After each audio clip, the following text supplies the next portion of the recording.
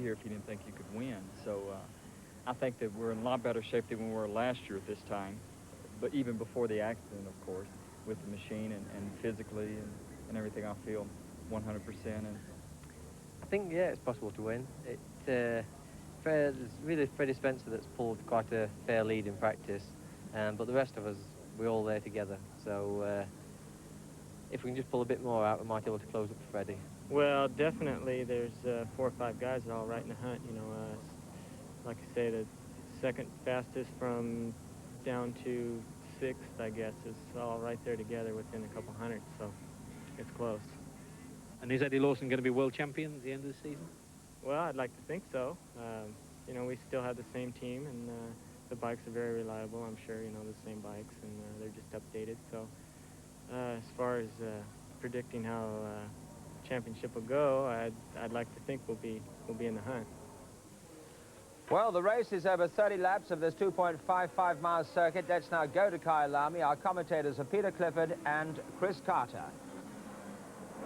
Just a few minutes then away from the start of this 30-lap 500cc race here at Kyalami.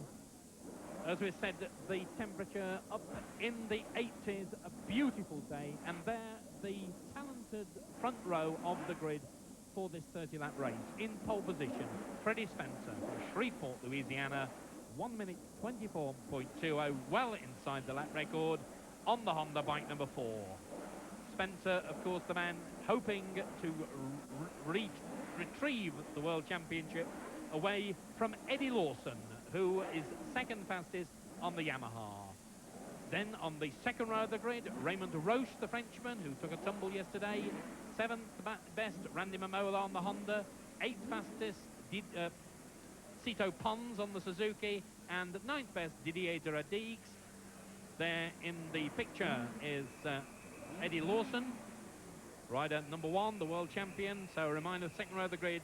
There is the third row of the grid, Mike Baldwin, the American, back on the Grand Prix trail.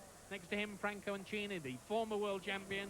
Then the British boy, Rob McElnay, with the Suzuki. Next to him, Christian Liard, another man who had a crash in practice but who's bounced back to take part in the race. And then Terry Espier with the Chevalier. There's Christian Saron, who was the victim of a horrific-looking accident in practice. He's hurt his knee and his elbow and his back. And the problem for Saron, obviously, trying to get the bike started. The fourth row of the grid, South African Dave Peterson with the ex-Chris Guy Honda. Next to him, Gustav Reiner, the German on the Honda. Boot van Dormen. There is Ron Haslam with the Rothmans Honda Britain bike. Fourth fastest in practice. Just completing the fourth row of the grid, Boot van Dormen, the Dutchman. And next to him is Massimo Messero. 1 minute to go. And this really is one of the most open Grand Prix races in prospect. Spencer very quick, about 1.3 seconds, 30 seconds to go to the start. Spencer 1.3 seconds quicker than anybody else, but then less than 0.3 of a second separating Lawson, Saron, Haslam, Gardner and Rush. A dramatic moment, a tense moment, tense for everyone apparently, except for Ron Haslam. And look for that quick start from Ron. Bike number 5, second in from the right. There the lights, they're on red, they'll go to green in a moment. Then it's 30 laps ahead of the field, they're on green, and Ron's on board, and Haslam's made another tremendous start, but Freddie Spencer was quicker still. It was a good start from Ron Haslam, but a terrible start from a couple of people at the back. But Spencer it was who charged to the front with the Rothmans Honda. Ron Haslam was in second place, but Eddie Lawson has gone through on the inside, so I think that means Haslam's going to be pushed back into third spot. Gary Lingham, the young Englishman, in the middle of the picture there. Well, Spencer made an absolutely beautiful start. Eddie Lawson just nipped ahead of Ron Haslam. It is Haslam in third place, and Rob McElnay, the British boy, the part of the Heron Suzuki team, last away. Well, that's sad news. Spencer the leader, Eddie Lawson in second place, and Ron Haslam third. And here they come now. Spencer just in front, the distinctive red leathers and fairing of Eddie Lawson. His teammate Raymond Roche out on the Yamaha for the first time despite that tumble. Here they come again. Spencer number 4, 1 Lawson, 5 is Haslam, and 7 is Wayne Gardner, who's in 4th place. Well, that's a great start for Digger. And there you see Gardner on bike number 7. Tremendous start from the young Australian. So the Honda Britain riders in 3rd and 4th place, and what a better start could they ask for? And that looks a little bit like Christian Saron in 5th place. Well, what a tremendous... And Raymond Roche behind bike number 3. Well, 2 men who took some tremendous falls back in the action. 1 lap gone. Spencer, the leader. Lawson is 2nd. Haslam is 3rd, and Gardner's challenging. With Randy Mamola back in about 10th place and closing fast as we watch number 5, Ron Haslam, just leading number 7, Wayne Gardner. But it's still Spencer who leads, pulling away a little bit. Somebody's gone down, there's a yellow flag waving. Well, it's difficult to see where the faller was. Must have been from the previous lap. Nobody went down then. The first 4 men, no problems. Gary Lingham in 14th place. That's an excellent performance from the young British privateer. Number 5, Haslam. Number 7, Gardner. Battling for 3rd and 4th place at the moment. There's the battle for the lead. Number 4, Spencer. Number 1, Lawson. And Haslam and Gardner both back on Dunlop tyres, and that really is part of it. There is a replay of an accident, and somebody goes shooting up the outside. It's one of the Italian teams. It's number 43 there. I think it was Armando Enrico. Enrico. That's one of the European Championship men. Bounces end over end, but all that soft sand. Very spectacular incident, but all, I think his pride's hurt rather than himself. Yes, he's got his helmet off now. He's perfectly okay. So the Italian Armando Enrico, one of the European Championship contenders from last year, out of the race. No changes on the leaderboard. Gardner right behind Haslam. Gardner pulls out of Haslam's slipstream. Gardner's gone up into 3rd place. Will Haslam repeat the move? No, he won't. Spencer, Lawson, Gardner, Haslam. 1, 2, 3, 4.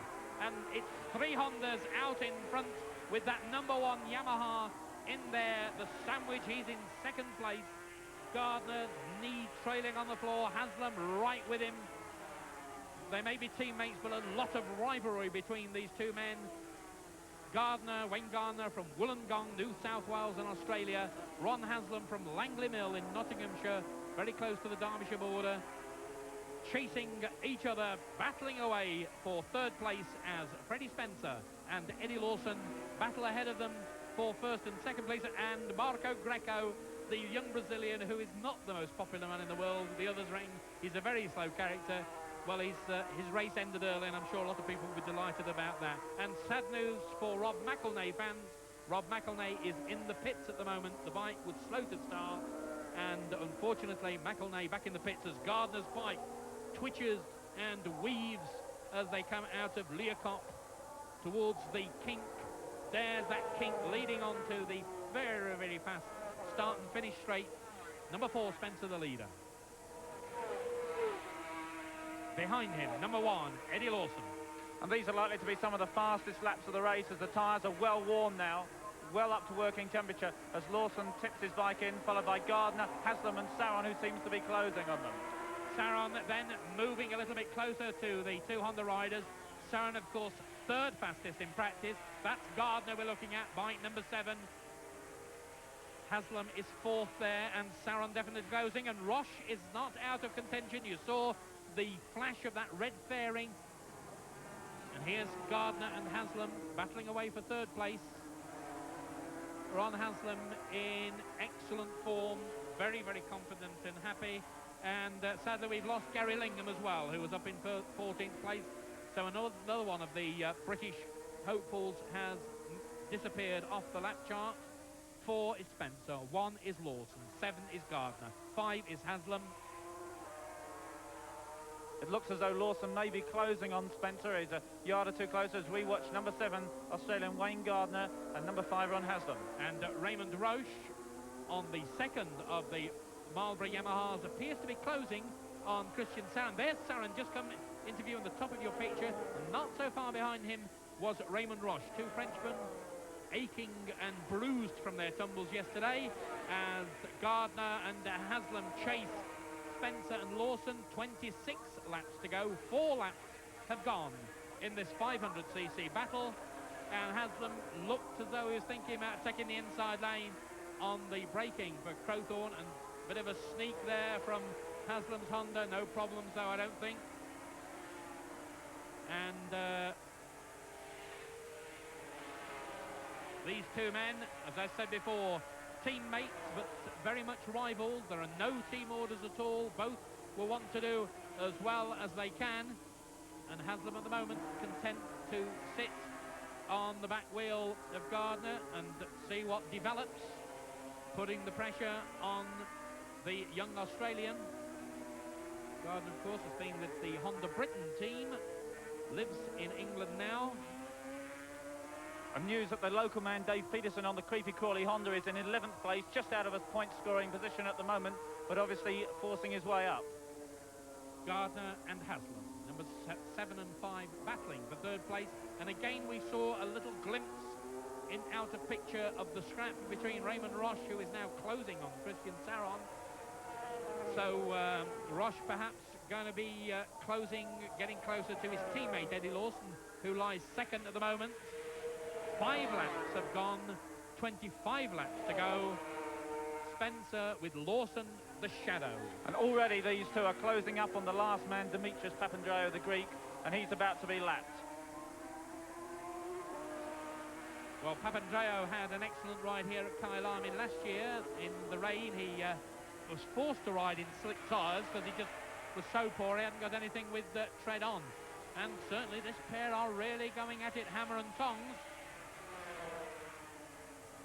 And the only minor worry from the Rockman's Honda Britain squad was that Wayne Gardner, who's forced to use a softer compound front tyre than Ron Haslam because he felt the front was too hard when he crashed, may abuse the front tyre too much and it may be worn out towards the end of the race. But at the moment, obviously, there's no such problems, and Gardner, number 7, leading Haslam, both of them going very quickly in pursuit of number 4 and number 1, Spencer and Lawson. And they just carve their way past Papandreou, and the Greek just getting in the way of Haslam there. And the Greek really just all over the road, and a very, very slow man, but Haslam didn't lose too much ground then. Just a quick rundown. At the end of that 5th lap, the running order, Spencer the leader, Lawson is 2nd, Gardner is 3rd, Haslam is 4th. In 5th place is Christian Saron.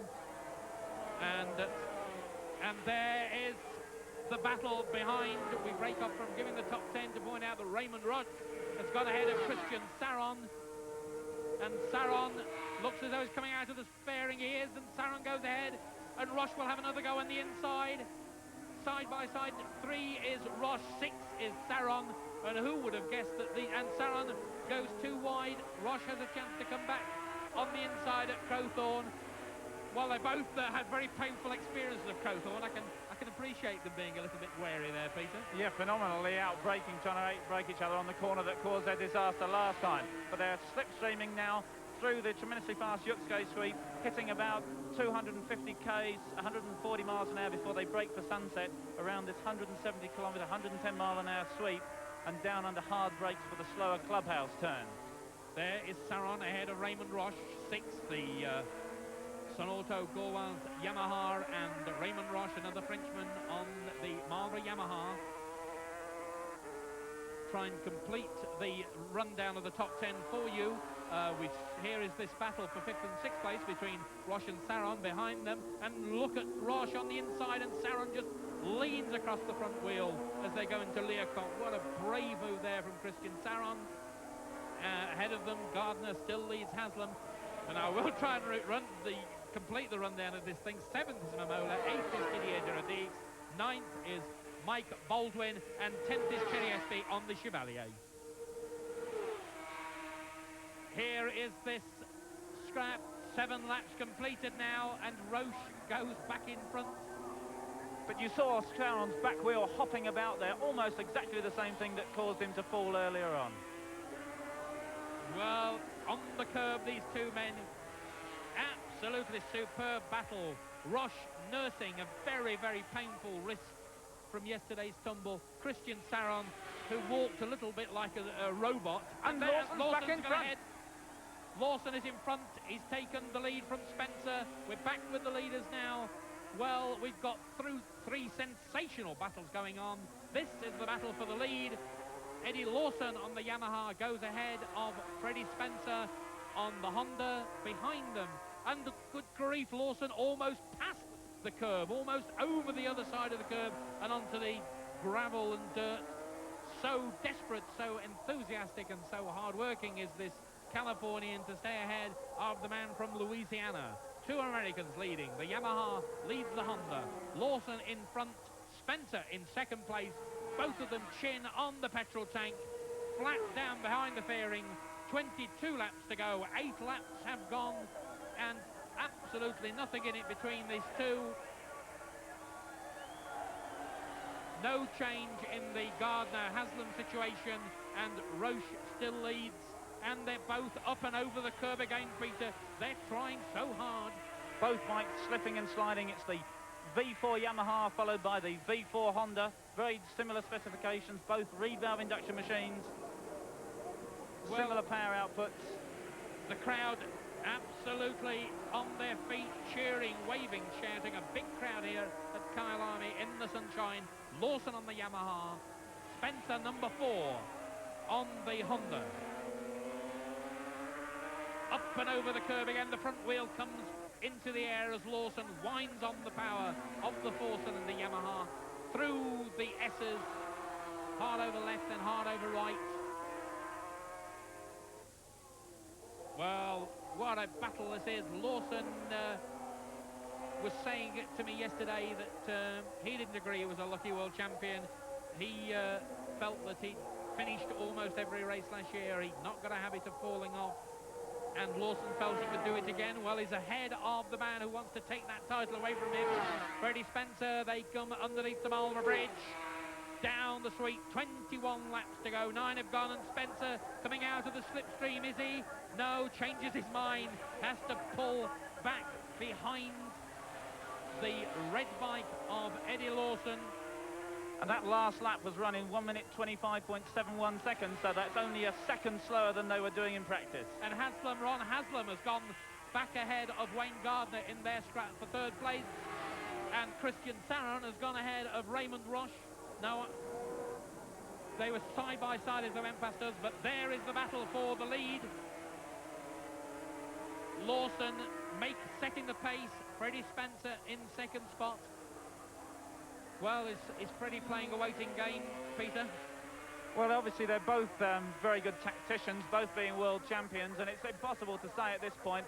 I would imagine it's quite possible that Spencer has a second in hand, but yet again, we don't know that Lawson is overextending himself. Well, 30 laps around Kyalami in any conditions is hard work, but under this sunshine, it's a task for heroes only.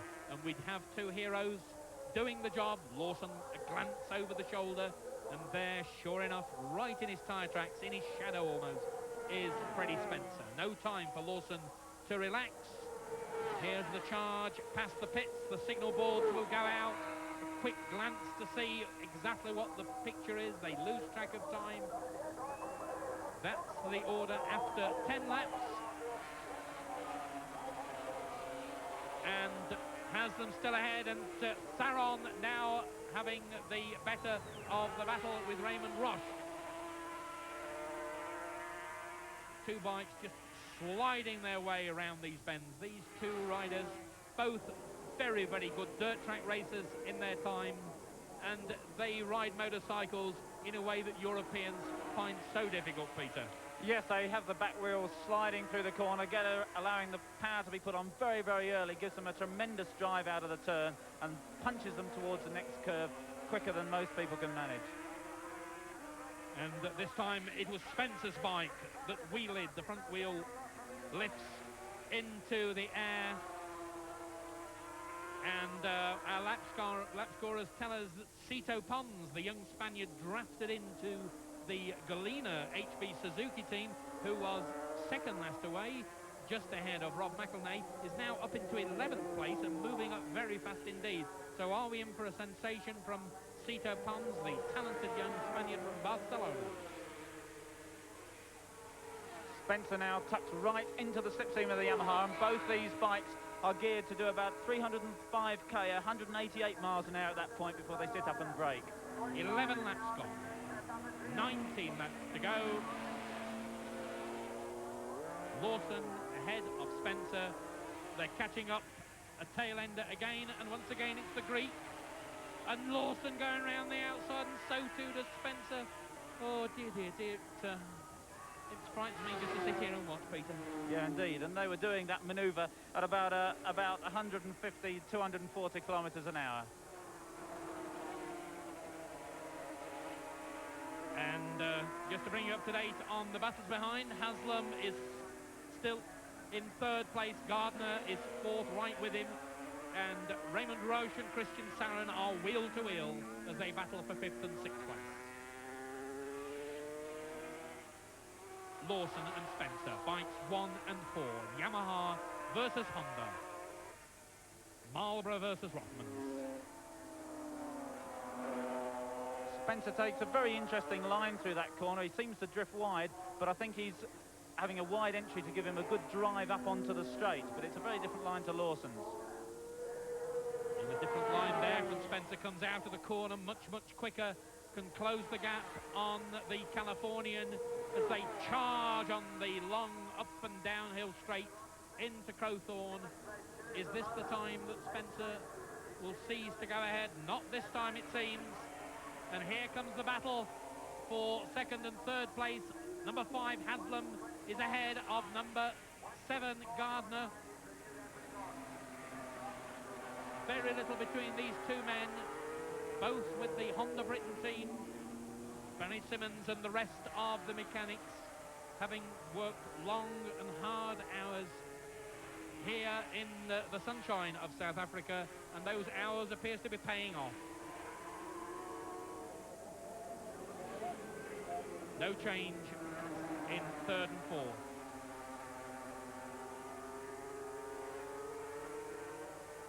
Different styles of riding there, Peter, from these two men.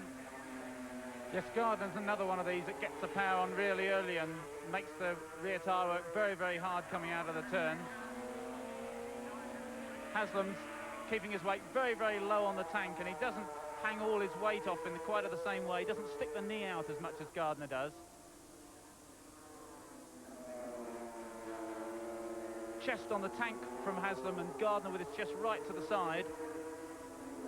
This is the battle for third place. Gardner looks over his shoulder to see where Raymond Roche is, because Roche has now pulled away from Christian Saron. Saron obviously feeling the pain from that high-speed tumble.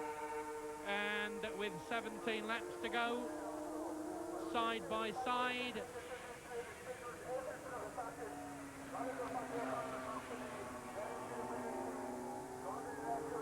there is Roche in fifth place.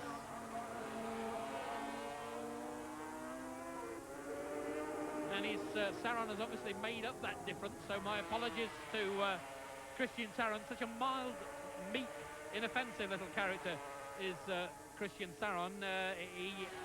He is rather ironically called Tarzan by all who know him, purely because he's anything but a Tarzan-looking character.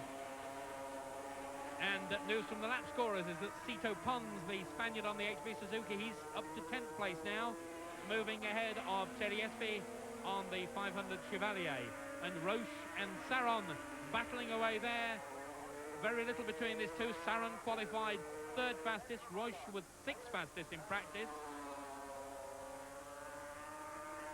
And these bikes may be painted different colours, but they're almost identical. In fact, both works Yamahas, both using Michelin tyres.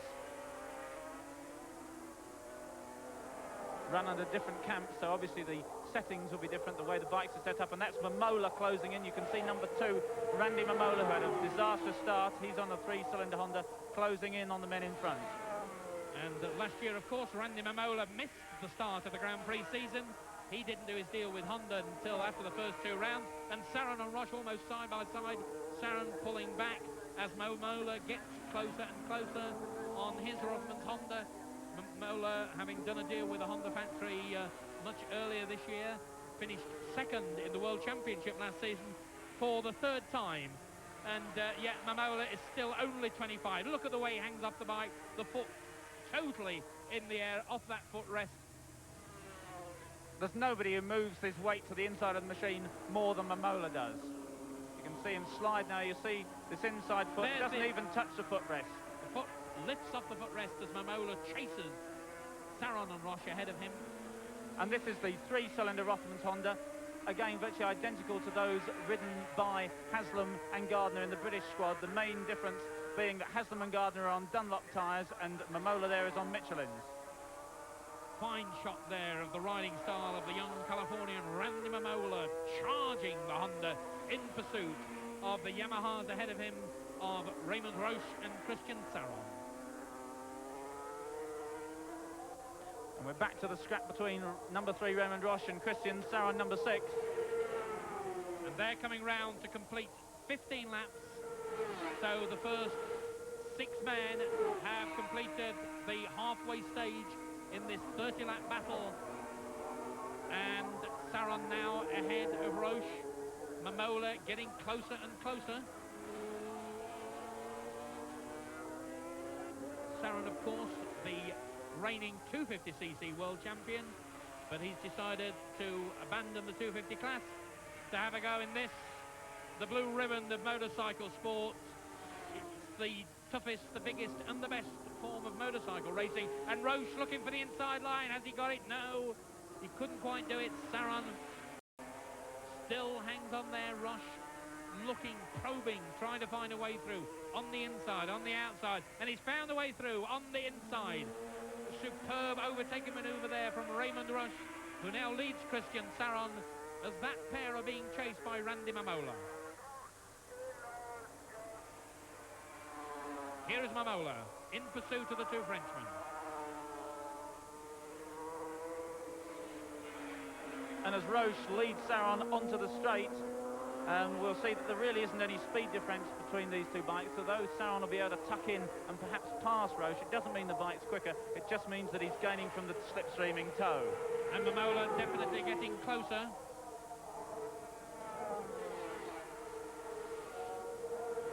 And Wayne Gardner has gone ahead of Ron Haslam now, so Gardner back into 3rd place.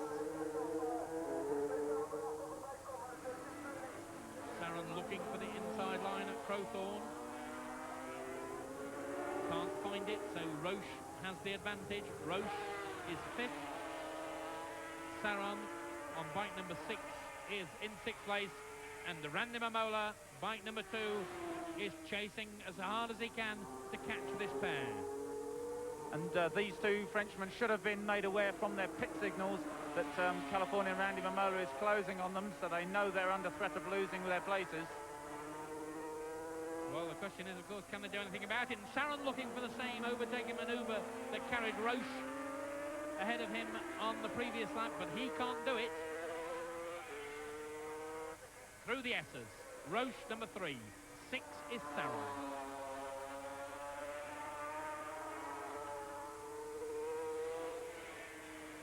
Two Frenchmen, but 2 very, very different kinds of characters, 2 very different personalities. Raymond Roche, the hard man, born in the rough, tough area of Toulon in the south of France, now lives in the picturesque old village of Le Castellet, very close to the Paul Ricard circuit. Christian Saron from Paris, meek, mild, inoffensive. 13 laps to go, and Saron, the meek, mild man, pulls through on the inside, but can't quite do it because the hard man Roche hangs on, but Momola's closer. You could see him closer that time. There's Momola coming into sight. Roche from Saron.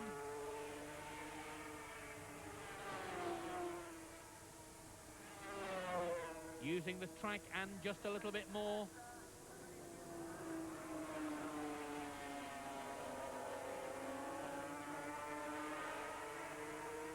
Raymond Roche, 3rd in the World Championship last year.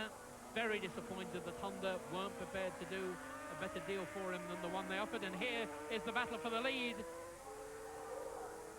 And that's Lawson still ahead of Spencer as they pass Fabio Bilotti, one of the Italians in the race.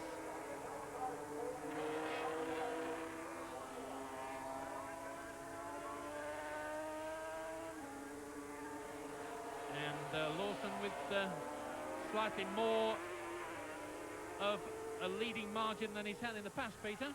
Yes, they're both running very consistently, aren't they? Although they're dipping and weaving, it's absolutely impossible to tell at this stage what each of them is thinking. Neither has been able to make the break, really. Spencer tried at first, then Lawson tried, and there's absolutely nothing between them. They're obviously going to battle it out over the final sort of 5 or so laps, I think. Well, Kenny Roberts, of course, clashed with Freddie Spencer a couple of years ago, and everyone assumed that 23-year-old Spencer, the Southern Baptist from Shreveport, Louisiana, the non-smoker, non-drinker, the man who likes to go to church on Sunday when he's not racing, very much a Christian.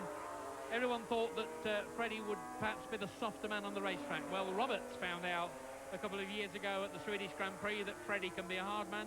I wonder whether Eddie Lawson's going to find out the same thing in the last few laps, Peter. Yes, it's obviously going to be some nail-biting stuff as we see Spencer number 4 tucking in behind the fairing and into the slipstream of the leader number 1.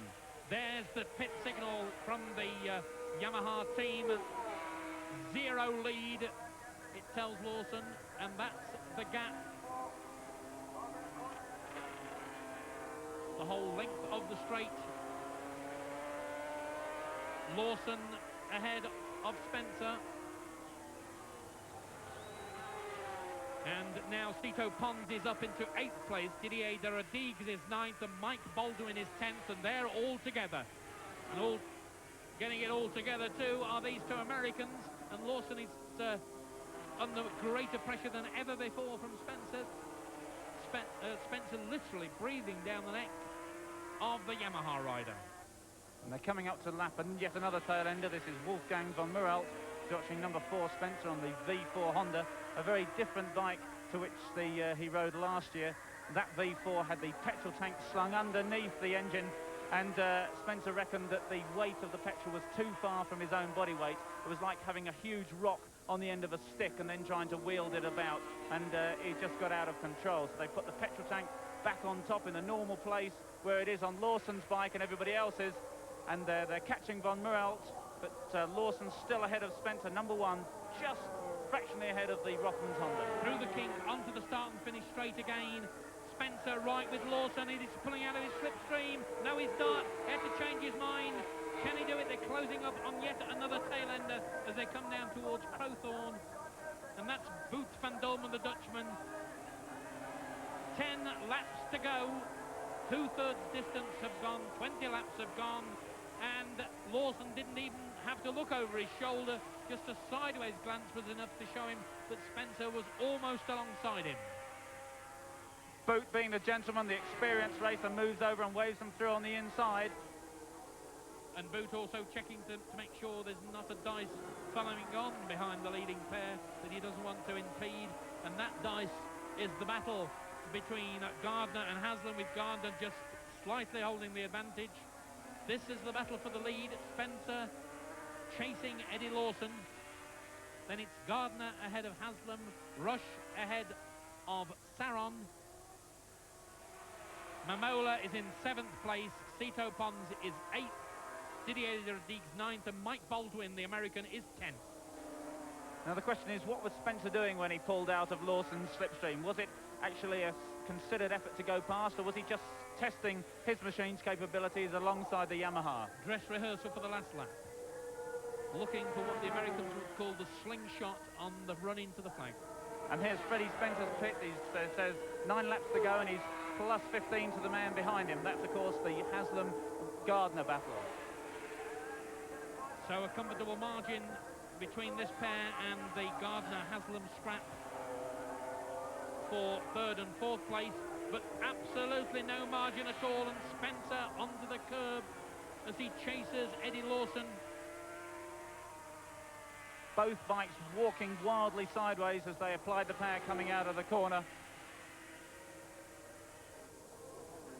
Knees flecking out as they then slam them onto the deck, skipping across the tarmac.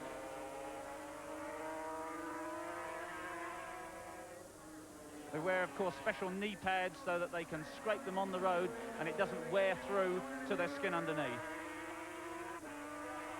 Well, 3 superb dices going on. 4, in fact, if you count the scrap with Cito Pons, Didier Rodriguez and Mike Baldwin, but this is the battle for the lead, and this is the one that counts, and every reason to stay with it, because less than a machine's length between two of the greatest riders in the world, Californian Eddie Lawson, the reigning world champion, and the man who lost that title to Lawson, Freddie Spencer from Shreveport in Louisiana.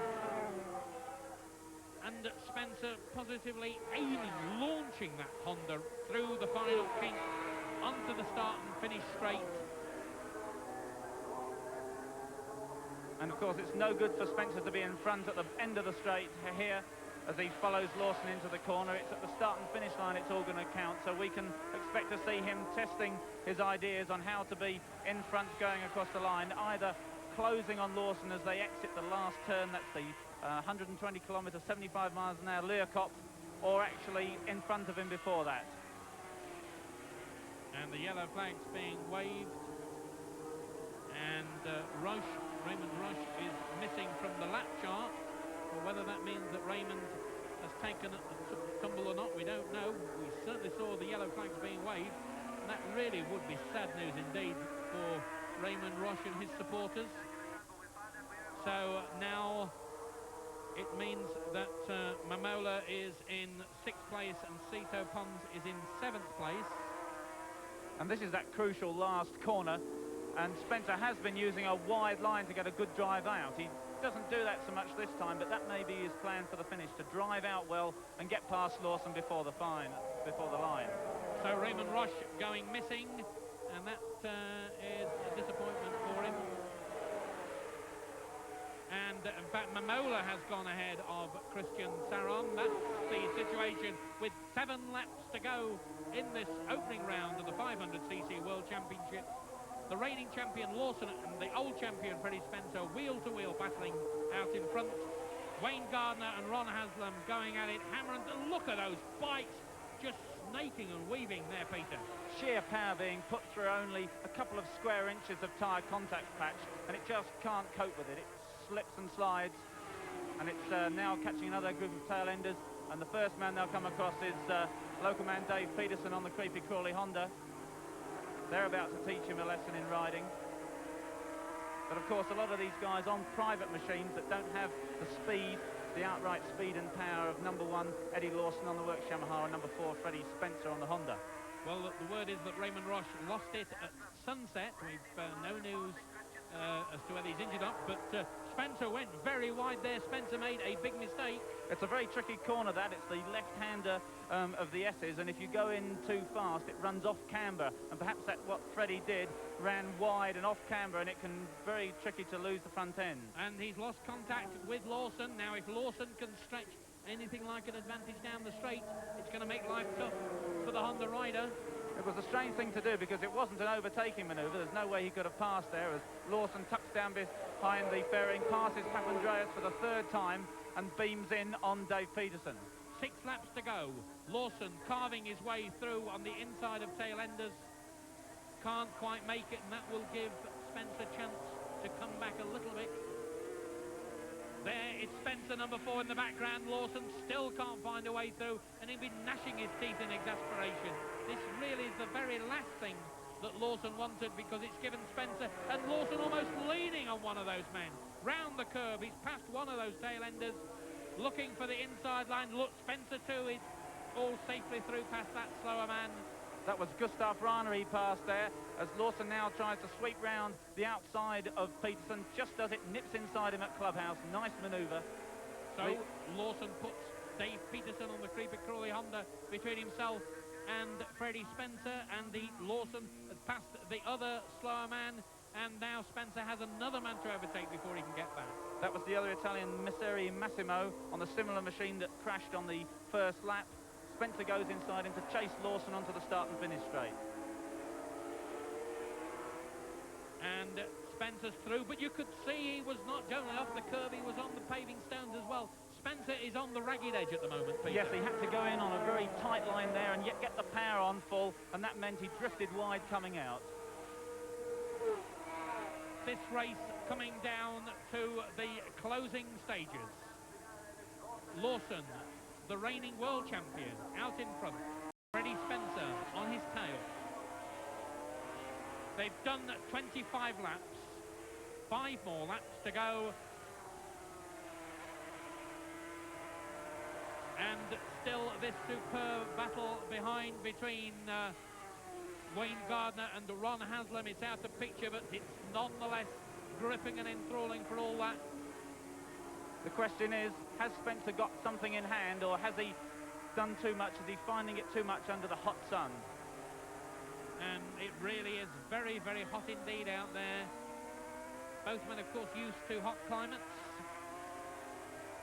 Lawson from California, and they told me the sun shines there, and Louisiana. And again at Spencer, very, very wide through the S's, Peter. I mean, it could be that he's obviously got it could have a mechanical problem, a gear change problem, that he can't snick it back. He's trying to go back into second gear there for that corner. Slow there, Peter. Yes, he's very slow, isn't he? Well, are we in for drama on the final stages? Has Freddie Spencer got a mechanical problem? Lawson using everything to his advantage. He's really winding on the power. Spencer begins to drop back more. 4 laps to go now. And he just passes, over 8 miles of racing. And he passes ex-world champion Franco Ancini on the HV Suzuki. The rundown then at the end of the 25th lap is Lawson, then Spencer, then Gardner, then Haslam, Mamola, Saron, Didier Duradigues, Cito Pons, Mike Baldwin and Terry Espy. That's the top 10. And Spencer is losing ground all the time. Yes, we haven't actually seen any signs of this mechanical problem, if that's what Lawson has. And the news out on the track is that Ron Haslam is back into 3rd place. Haslam is 3rd ahead of Wayne Gardner, the Honda Britain teammate, chopping and changing places. There's the race leader. There's Franco Ancini on the HV Suzuki. He's lapped and he's holding up Freddie Spencer. And it really looks as though Lawson has got this one in the bag. Yes, Spencer again on the tight line. See if he can get the power on. Doesn't really seem to accelerate out that corner. Certainly doesn't gain any ground on the man he's just lapped. These are tail-enders behind, still waiting for the battle for 3rd place, and it should come into sight any moment now. It should be Haslam, and it is. Haslam on bike number 5 ahead of Wayne Gardner, bike number 7. This is the battle for 3rd place. It's been going on wheel to wheel, toe to toe, shoulder to shoulder throughout the race. Haslam as ever made a wonderful start, and it's 3 laps to go now. Lawson and Gardner pulls out of the slipstream, but he can't do it. He has to pull back behind Ron Haslam. Haslam from Langley Mill in Nottinghamshire. He's had to battle to get the money together to go racing. Got some cash from Howitt, the Printers, and from the Donington 100 Club down at Donington Park. And that's been a big help in finding the cash he's needed to go racing. And they're both under the colours of the Rothmans Honda Britain team. Side by side, Gardner is not giving away anything at all. Precious little between these two. And the possible problem we mentioned earlier doesn't seem to have risen yet. Gardner shows no sign of losing the front tyre. They're both riding very, very well, using all the road, but not really getting out of shape. Haslam 3rd, Gardner 4th. Out in front, Lawson still leads Spencer. And this race looks as though it's going to go right up to the checkered flag.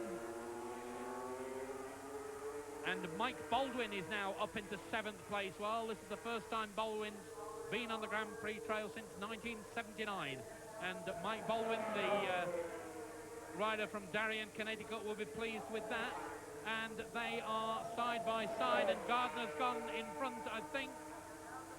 Gardner has overtaken Haslam over the brow of the start and finish straight past the pits. They're into Crowthorne now. At the moment, 28 laps completed, just 2 laps to go. And Gardner has got the advantage. Haslam knows he's got to do something if he wants to take 3rd place. Here comes this battle for 3rd spot. Still Gardner from Haslam. And of course they're closing up on the Peterson battle for the tail enders there, so that could of course make a great deal of difference as these two close up on 3 men scrapping out between them, and Haslam has lost a few yards there. Haslam in trouble. He's made a mistake on that corner and he drifted wide right onto the tarmac, so maybe Ron's got a mechanical problem.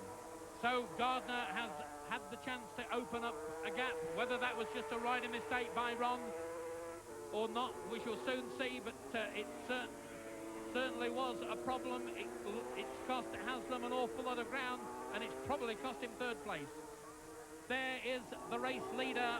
We're on the last lap now.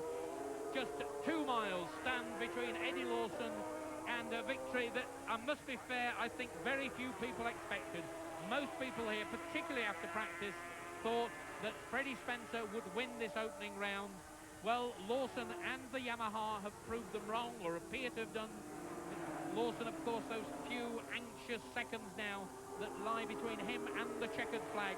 Will something go wrong with the bike? Will he get bought by a tail ender? He's got an awful lot of ground between himself and Spencer in 2nd place, so it's only a mechanical problem that could rob him of victory. And what a fine ride it is from this American. Yes, of course, it will be his 2nd South African Grand Prix in a row under atrociously wet conditions last year and in brilliant sunshine this. Lawson is just proving that he can do it no matter what the conditions. Lawson then, the leader, coming up towards Learcott for the last time in this race. And just ahead of them is the Baldwin SBA battle. So he'll have lapped everybody but the 7th man through the kink. The checkered flag will go out. There is the checkered flag. Lawson has won. What a tremendous ride from Eddie Lawson. 2nd is Freddie Spencer, and a fine ride too from the former world champion. Is it going to be Wayne Gardner in 3rd place? Here comes Gardner. Haslam's behind. Haslam looks over his shoulder. Gardner is through the kink. He is going to take 3rd place. What a great start to the season for Wayne Gardner. He's delighted, punches the air in delight. Ron Haslam finishes in 4th place. In 5th place, it should be Randy Mamola. We wait to see, but no, and here comes this scrap. It's Randy Mamola, in fact, with a tail ender, so it's Mamola going to finish in 5th place, and we wait to see whether Christian Saron will limp through, and here comes Saron, but there is Eddie Lawson, so Christian Saron will have taken 6th place. A rundown of the result. There is Freddie Spencer, Lawson the winner. Freddie Spencer, number 4, finishes 2nd. Number 7, Wayne Gardner, 3rd. Number 5, Ron Haslam from Langley Mill, 4th. Randy Mamola, bike number 2, is 5th. And Christian Saron on the Yamaha is 6th. So a tremendous performance. Here is Eddie Lawson, and the crowd come forward out of the grandstands to cheer the men there. There is Lawson, and really shakes hands with Franco Uncini, and Lawson is absolutely delighted. Eddie Lawson is not the sort of man who shows emotion very much, Peter. No, he isn't, but of course this is what he wanted to prove. He was world champion. He said he is going to set out to win races here, not just the world championship, and that's what he's done from day one, win races. And confirmation of those first 6, Lawson, Spencer, Gardner, Haslam, Mamola, Saron, then Didier Dorothy, Cito Pons, Mike Baldwin and Terry Espy. Well, tremendous performance. Look at Lawson. There is a very, very happy Californian waving. You can almost see the grin under that crash helmet, and the crowd like it too. And of course, when it comes to it, if onlys don't count. There's the final rundown. Lawson on the Yamaha, Spencer on the Honda 2nd, Gardner on the Honda 3rd, Haslam on the Honda 4th, Mamola on the Honda 5th, Christian Saron 6th, and that's the result here at Kyalami.